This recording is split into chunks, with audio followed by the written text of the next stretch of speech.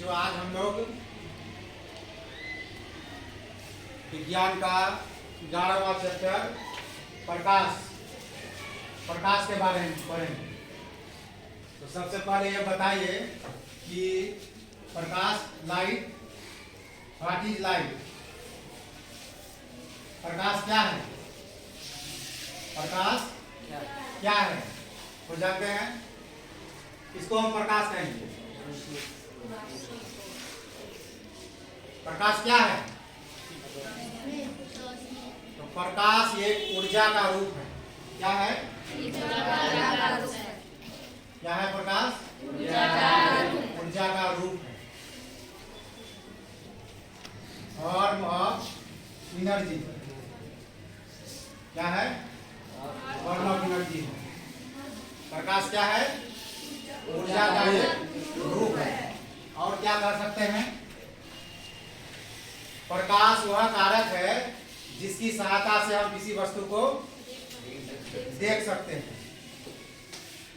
कहने का मतलब प्रकाश की उपस्थिति में ही हम किसी वस्तु को देखते हैं।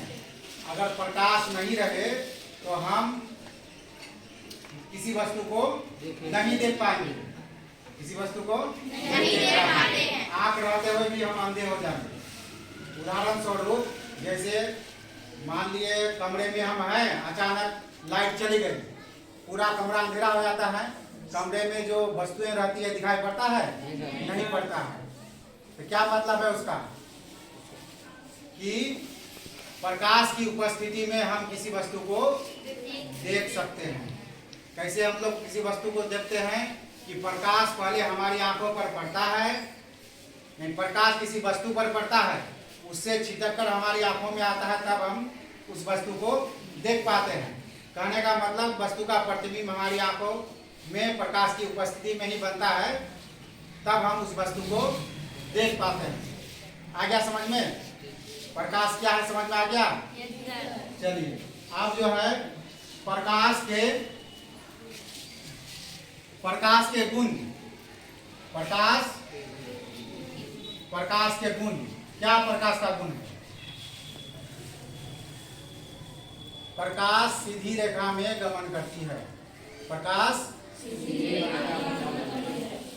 सीधी रेखा में गमन करती है। इसको हम कैसे साबित करेंगे? इसको साबित करने के लिए कि प्रकाश सीधी रेखा में गमन करती है, कई फुट का टुकड़ा लेंगे और इसको बीच में क्या करेंगे? छेद कर देंगे। ठीक है, बीच में छेद कर देंगे और किसी टेबल पर एक सीट पर रख देंगे। अंधेरे कमरे में अगर हम यहाँ एक साइड में जलता हुआ मोमबत्ती अगर लाए हैं तो देखेंगे कि यह प्रकाश यहाँ से चल गए इस गत्ते की छिद्र से होकर वो आगे चला जाएगा। ठीक है, यहाँ एक छिद्र से दूसरे छिद्र, दूसरे से तीसरे से वह प्रकाश चला जाएगा। तो इससे साबित क्या होता है कि प्रकाश सीधी रेखा में गमन करती है। क्लियर है? चलिए आगे बढ़ते हैं। अब हम लोग आते हैं प्रकाश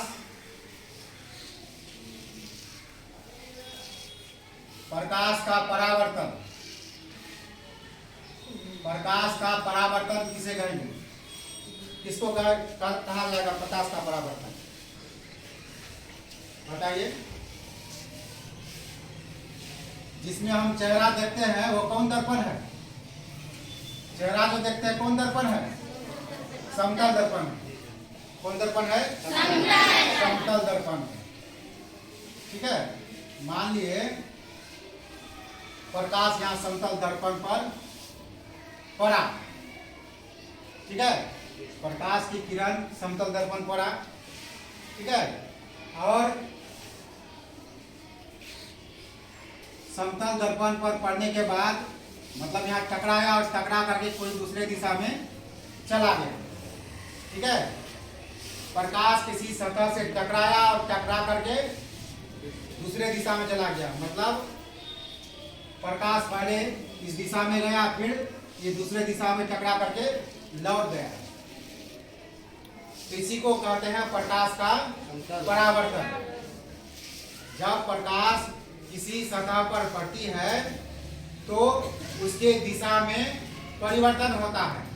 प्रकाश के लौटने की इसी घटना को प्रकाश का परावर्तन कहते हैं। आया समझ में? एक प्रकाश की किरण सतह से टकराया और टकरा करके दूसरी तरफ चला गया, तो यही घटना क्या कहलाता है? प्रकाश का परावर्तन। समझ में आ गया?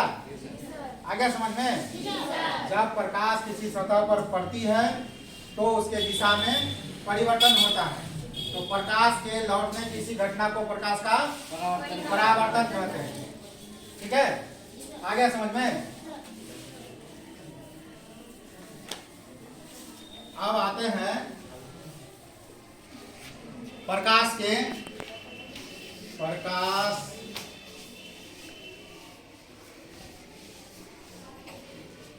परावर्तन के नियम। प्रकाश के परावर्तन के नियम। तो परावर्तन के नियम को जानने से पहले कुछ और बिंदु पर ध्यान देना होगा। सबसे पहले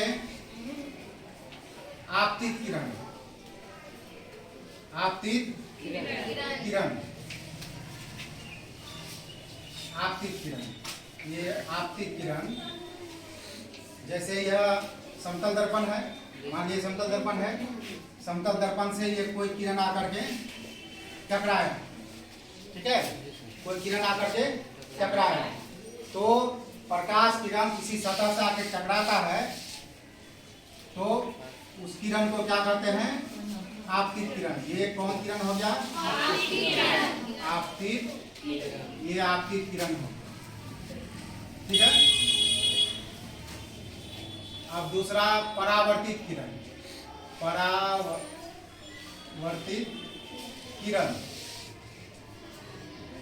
परावर्तित किरण, इसको कहेंगे परावर्तित किरण। मान लीजिए कोई समतल सतह है, कोई किरण आकर के इसमें टकराया और टकरा करके जो है इसे चला गया, ठीक है। तो सतह से टकराया, टकरा करके जो चला गया, जो किरण टकरा करके गया, वापस वाली किरण, तो इसी को कहते हैं परावर्तित किरण। कौन किरण? परावर्तित किरण, ठीक है। ये कौन किरण हो गया? परावर्तित किरण, ठीक है। आप देखिए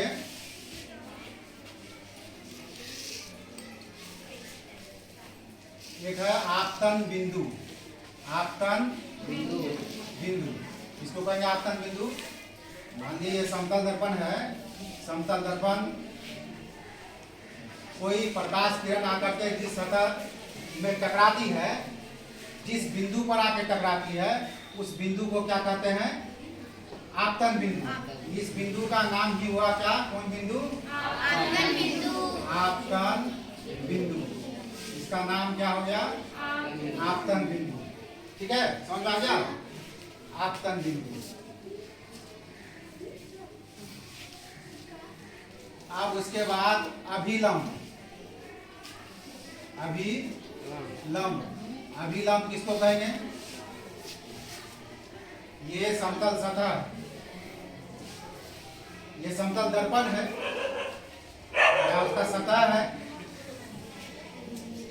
इस पर ये आपतित किरण, ठीक है। तो ये बिंदु कौन बिंदु हुआ? आपतन बिंदु। इस बिंदु का नाम आपतन बिंदु, ठीक है। आपतन बिंदु पर अगर हम कोई लंब खींच दें, लंब क्या होता है? लंब किसको कहते हैं? लंब, कोई ये सतह है, इस पर हम लंब डाल दिए, ये जो है लंब 90 डिग्री पर होता है।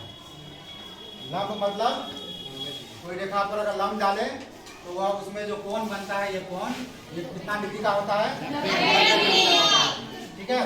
तो ये इस पर आपतन बिंदु पर जो लंब होता है उसी को क्या कहते हैं? क्या कहते हैं? अभिलंब। ये इसका नाम क्या हो गया? अभिलंब, लंब, क्या नाम हो गया उसका? अभिलंब हो गया। ठीक है, आ गया समझ में? चलिए अब इससे आगे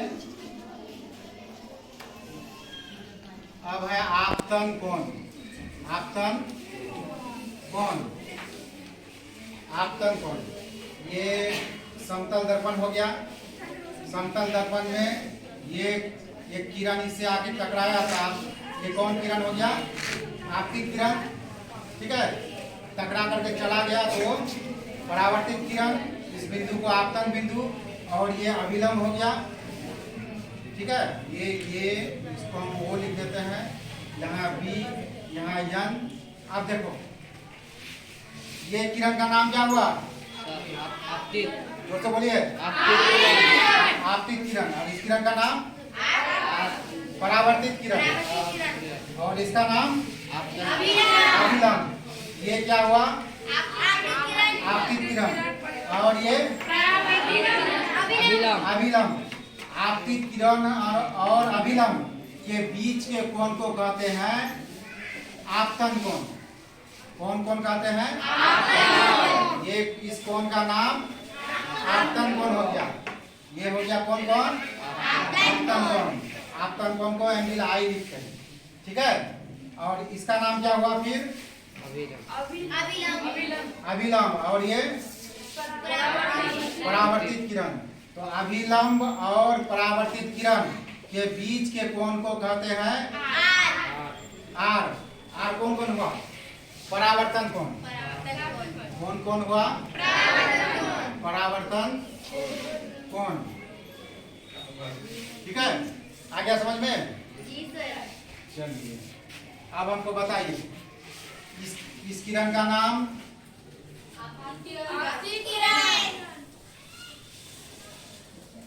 ये वो कौन किरण हो गया?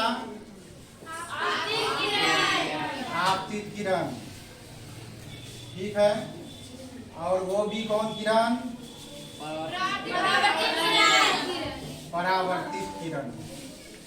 परावर्तित किरण। ओयन क्या है? अभिलंब। ठीक है, और बिंदु ओ क्या है? बिंदु क्या? ओ कौन बिंदु? आपतन बिंदु। ठीक है, एंगल आई बराबर क्या हुआ? एंगल आई क्या हुआ?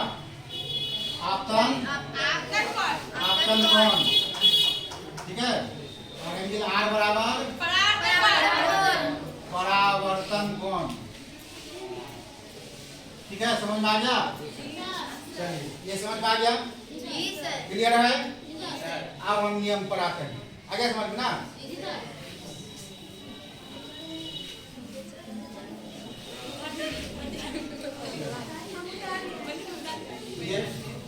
ये समतल दर्पण हुआ। समतल दर्पण में ये आपतित किरण, ये परावर्तित किरण, और ये हो गया अभिलंब।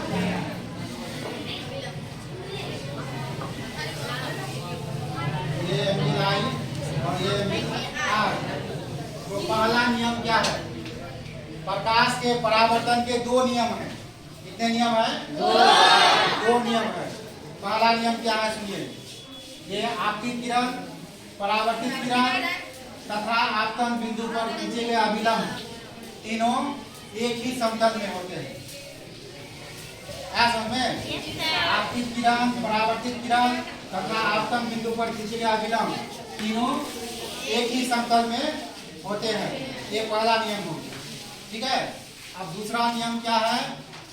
आपतन कोण और परावर्तन कोण आपस में बराबर होते हैं।